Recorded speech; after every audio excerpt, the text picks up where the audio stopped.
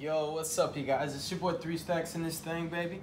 And I have to record a little different for a little while. I just moved into my new apartment, and I still have a lot of furniture that's not in here. So I'm actually, I moved all my recording equipment right here on my ottoman.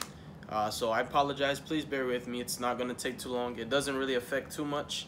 You're still getting the same 3 stacks, just at a different angle, you know? And today I'm going to be showcasing you guys my Igknight Isolde turbo deck. So I wanted to implement Isolde into this build because Igknights happen to be a pendulum archetype that can access her very easily through one-card combos. They can turbo her out very fast, and there are certain things that Isolde does for this deck that Igknight themselves were not able to do, you know, before Isolde came out. And we also had Electrum hit to 1, so it kind of helps to have that other link to that they can go into that kind of extends their combos a lot further, makes bigger boards, and at the same time it just gives you the arrows that you need so you can pendulum summon more from the extra deck. So I really like the list. It's pretty much just turboing. I'm trying to build the biggest board that I can. There were certain scenarios where I was able to extra link after resolving both Electrum and Isolde. It was ridiculously powerful the way I was able to do it, but because it's come up like probably 1 out of 5 different, you know, times, so I'd say it's like 20% consistent. I don't think that you should focus it on extra link. It's just that you can. I think if you play one Ibli in the deck, you can easily extra link. So let's go ahead and hop into the list. So starting off with the Igknights, I play triple Templar, Templar and also triple Paladin. These are the best ones for me because the level 4s allow you to access the Ragnominiad. If you guys do not know what Ragnominiad is, Heroic Champion Ragnominiad is like a god card. He is actually the most invincible monster in the game of Yu-Gi-Oh! He's very flawless, I guess you can say, and this deck is able to turbo him out. Even on your worst day, you will be able to make Ragnominiad with 4 or 5 materials, 4 being the minimum. And the card just pretty much says your opponent can't do anything to him, and your opponent really can't play Yu-Gi-Oh! Because they cannot normal summon or special summon any monsters at all. And these are the only Igknights that I play at 3 because their names matter more than the others. I also play a pair of Margraves as well as a pair of Cavaliers. Every Igknight is a vanilla monster. They have cool little stories if you want to read where their effect would be. In addition to that, their scales are all the same. Think of them as metal foes that are warriors. All their skills have the same effect where if you have another Igknight card in your pendulum zone, you can destroy both of them and add a fire warrior monster from your deck or your grave to your hand. You can also play a level 4 fire warrior who is a tuner, and I think his name is Rose Warrior if you want to go that route for synchros and stuff like that. We also play a pair of Gallants and also a pair of Veterans. What I wanted to do is I wanted to balance the scales. I play 16 Igknights, I play 8 low scales and 8 high scales. It's very important to have an equilibrium and an even amount of your scales so that you don't have irregular hands where you can do something, it's just you don't have the right scale. And every Igknight pair comes with a duo that have the same level, but one is a high scale, one's a low scale. So you have your level 5s, your level 4s, your level 6s, and also your level 3s. For the level 3s, I opted to play one of each because I felt that they were probably, you know, the least important. Invoker is banned. If Invoker was not banned, it would be so impressive. I would be probably playing 2 of each because you can go into Invoker, use Invoker to summon your hero kit from your deck, and you can do all of that before you even start with your basic main combo.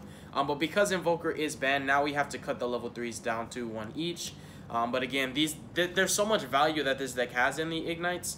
And I really do love the extra deck cards that this deck has access to because they are normal monsters, they are warrior types, they are pendulums, and they are fires. So there's so many different extra deck monsters that they can make because they're warriors, and because they're normals, because they're fires, and because they're pendulums. It's a really good deck. I find that Igknights have not received love for quite some time. In fact, in Master Rule 4, once it hit, I think a lot of people just kind of gave up on the idea of Igknights. So those are the Igknights. I play 16. I think that is more than enough, considering the fact that I have other ways to search them from my deck without actually drawing the Igknights themselves. So it pretty much more than half of your deck is Igknights. And then for our one-card combos, we play the Rescue Pets. Well, really the Wonder Pets. We play triple Hamster and triple Rabbit. They're basically going to be the same thing. The only difference is Hamster is always going to be that +1. because you're loading your extra deck with names for your Ignites. And you're also, at the same time, you can get that plus by using Hamster to add 2 of the same name, considering you're playing multiples of pretty much all of them, and they're going to load themselves into your extra deck very, very excessively. You can use Hamster to add 2 to your hand. That way you can pendulum summon those 2 for your hand and make a much bigger and better board using the resources that Hamster provided for you. 2 from the extra monster zones you get from either Isolde or Electrum, and then, you know, the 2 that you got from your extra deck to your hand with your Hamster, in addition to whatever else you had in your hand. So the Wonder Pets are really good. And they also help because they are either Isolde turbo cards or they're Electrum turbo cards, which I really, really like a lot. They're 1-card combos. And for the most part, I normally go into Electrum first and then Isolde after. Because if you use this to go into Isolde, it's a lot harder to make your Electrum after. Whereas if you go into your Electrum, you can make Isolde through the Pendulum Summon that Electrum will provide, because you're summoning warriors, you can make your Isolde then. But if you already have the nuts and you can go into Electrum, these are easily 1-card combos that can generate a lot of field presence. We play triple Master Cerberus to act as an Electrum turbo card, and also at the same time it generates and pumps out negations by searching out your Jackal King. These cards are very flexible, being going first or going second cards. The Mythical Beast engine is very, very venerable, and I like how consistent it is. It just allows you to do multiple things. It has interactions in so many different game states, be it simplified or not. I really do think the Mythical Beast engine is quite an incredible and applicable engine that can be abused in so many different decks. And I also play 3 Hero Kids to get the maximum value out of Isolde. I opted to, instead of going the route of playing 5 equips to summon level 4s and doing that, I just decided that Hero Kid was ultimately the best choice. A lot of inspiration from this deck comes from Coolcuz. He was originally trying to build Ignites and he gave up on them, so I just kind of, you know, just took it and made it into what it is now. But Hero Kid is absolutely amazing. If this card is special summoned, you can special the other 2 copies of itself from the deck if they are. The only time it kind of sucks is when you draw 2 of them, but the deck can still function without Hero Kid and without Isolde. Think of them as cherries on top or icing on the cake that you didn't need to begin with, and they just kind of complement, exude more force, more potential. Also, at the same time, they allow you to do some things that, like I said, the deck just naturally couldn't do on its own. So I do like the 3 Hero Kids a lot, actually.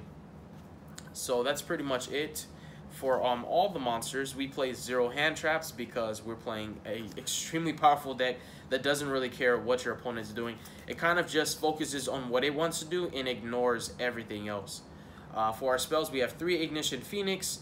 I don't play any Terraforming to search the field spell, even though it is not a Ignite card, meaning that it's not really searchable outside of you drawing it. It just helps you to kind of get extra, I guess, extra routes to go into your Ignite cards. Because in addition to the Ignite monsters, there are Ignite spells and traps that this can search.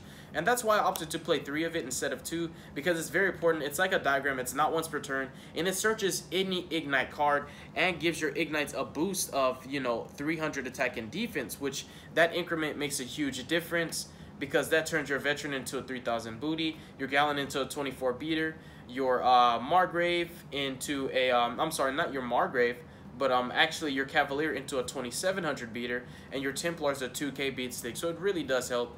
Ignition Phoenix is incredible. It searches some of your best cards in your deck.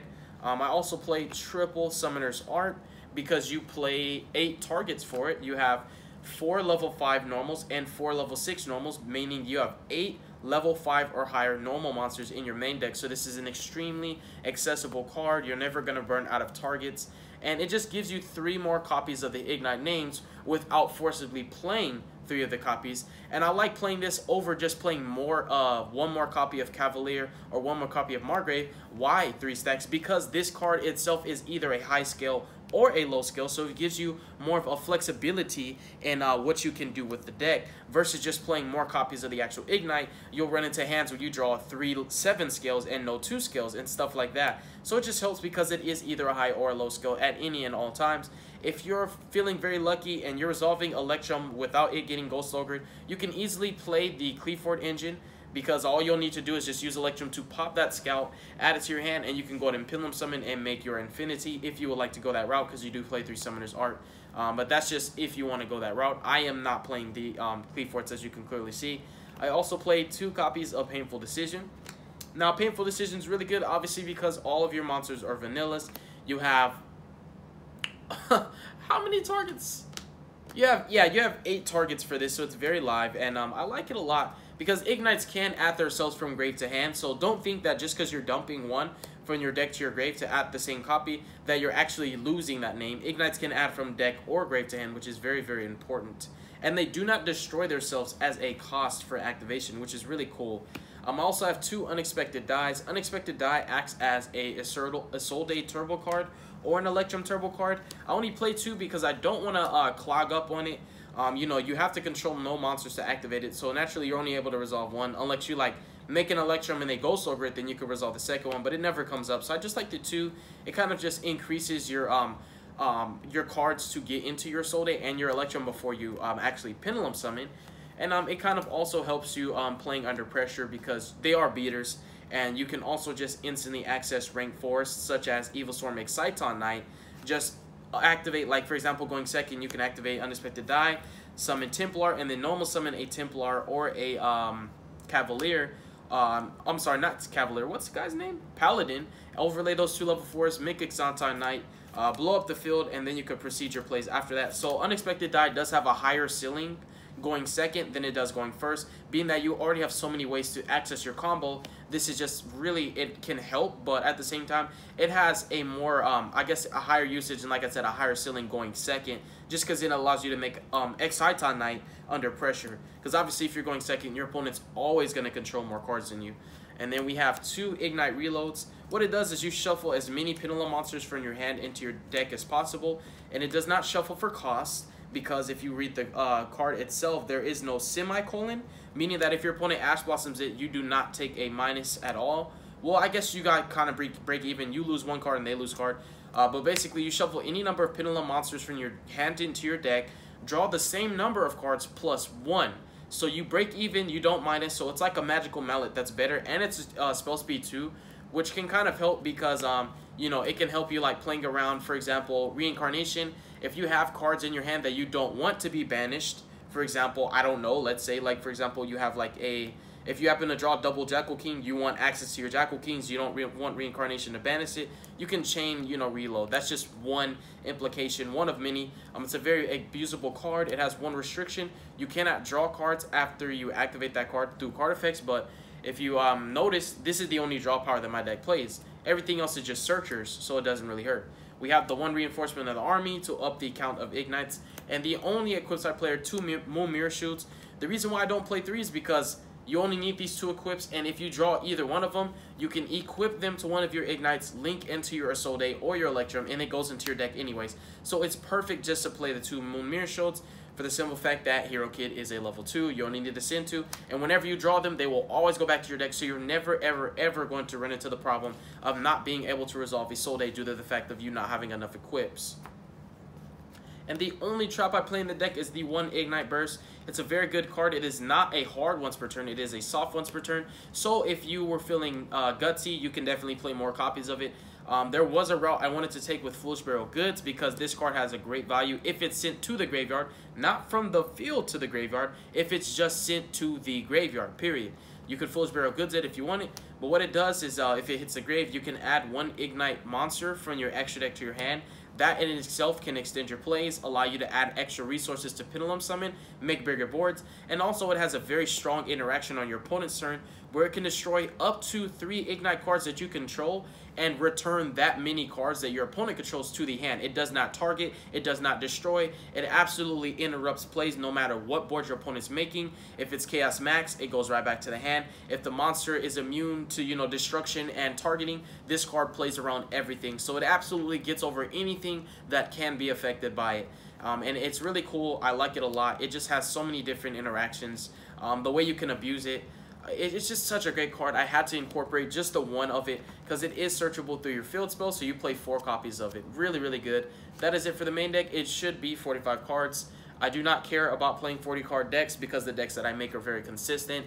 And when you're putting in more cards that make the deck more consistent, it's not taking away from the fact that you're going to draw your combo pieces when you're putting on more combo pieces. For example, if I wanted to play a 40 card deck, I could just take out the Mythical Beast engine, instantly 40 cards. But by taking 40 and putting it to 45, it allows me to play the Mythical Beast engine, which increases my ceiling, makes my deck a lot more consistently, allows me to see, you know, the Electrum a lot more, and allows me to pump out more negates from my first turn board. So it's irrelevant playing 40 cards with this kind of deck. It's very consistent.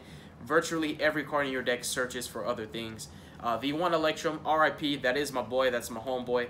I love Electrum a lot. I'm very, very sad that he went to 1. Triff, I'm probably going to have to fight you, bro, because you really did mess it up. I feel that the things that you did made people want to do it, and it made a lot of people just, you know, play Electrum Turbo decks.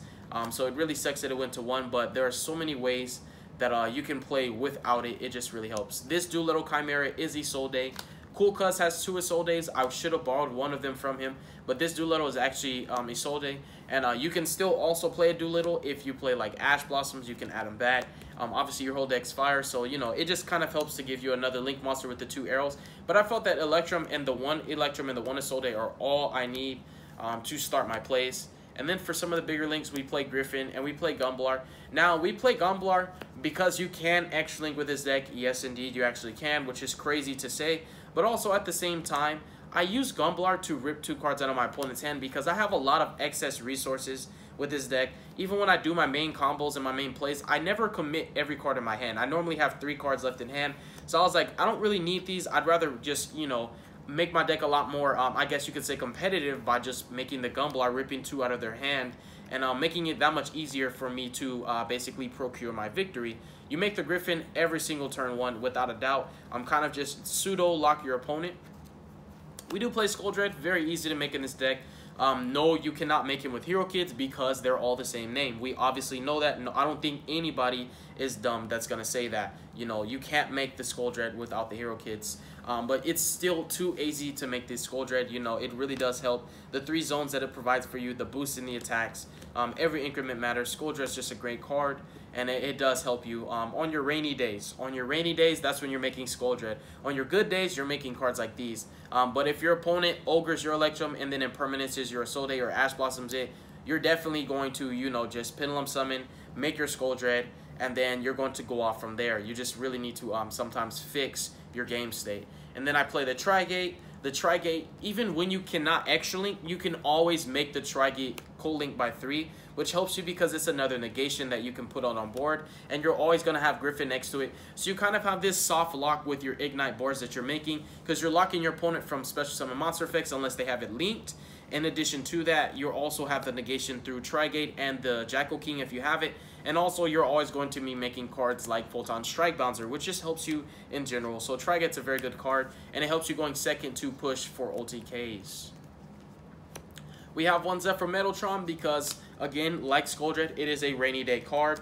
If your Electrum or your Isolde gets impermanence, you can easily just make your Zephyr Metaltron, and you can still Pendulum Summon 3 from extra deck and make a board after that.